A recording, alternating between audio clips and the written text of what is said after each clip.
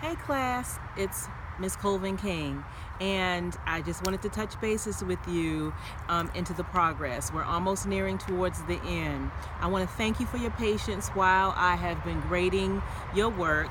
Your first blog is all graded. I'm almost done with your external link 1, and I'm moving on to your blog 2. Some of you I've graded, some I haven't.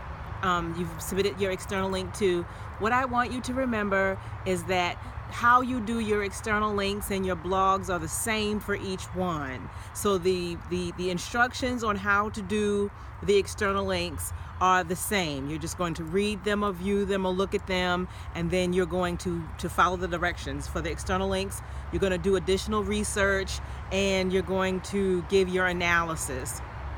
You also, for the blogs, you're going to follow the length requirement, answer the question as it's asked, and just follow the length requirement. So the most important thing there is that you turn the assignments in on time, that you submit them in the proper format, and that you follow the directions. That's really what I'm looking for.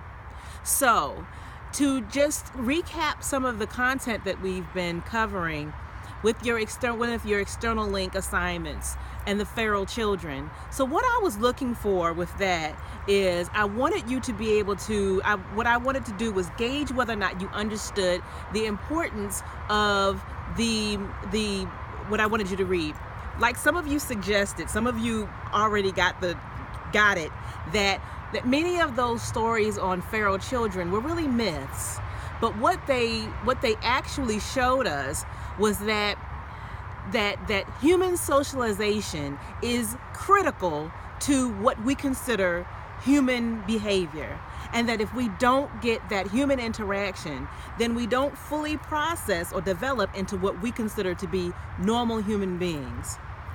For instance, the example that I give in my seated classes is a serial killer, for instance. So if a serial killer, a lot of times a serial killer has a profile, and he will kill a certain type of person and do it in a certain type of way, in a certain type of style. And it stems from something that may have happened to him in his childhood.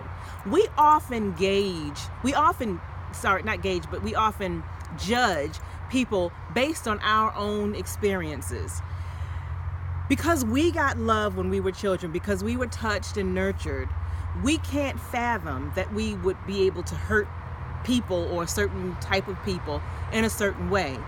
We have to be socialized in that way. So while a person may look normal to us and interact with us normally, there may be something that interrupted or arrested their development, what we consider normal nurturing. And that's what happens typically in a serial killer. So while a psychologist may explain a serial killer's behavior based on his chemistry and what's going on inside of his brain and what happened that was abnormal there, a sociologist explains it based on human socialization, human interaction. How does society affect what happened as far as that person is concerned? What we consider normal, behavior, what we consider, for instance, another example, education.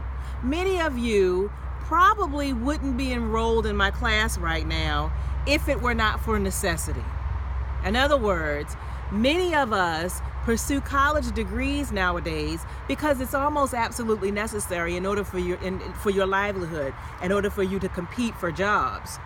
But it was normal back in the day for our great-grandparents or our grandparents to drop out of school in the 5th grade or the 9th grade to go to work.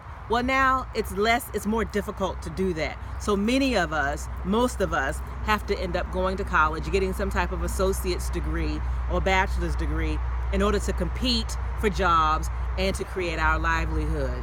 That's society-based. That didn't come from you. That came from demands in society. So again, how do we develop as human beings comes from as much society as it does from the auspices of our own minds. That's what sociology helps us to see. I hope that you were able to get that from that reading. Go back to your chapter 4 on social interaction. Reread the chapter on social cases of extreme isolation, particularly Anna and Isabel, and how they were never fully able to recover from their isolation. And the same is true with us. How we learn is what we know.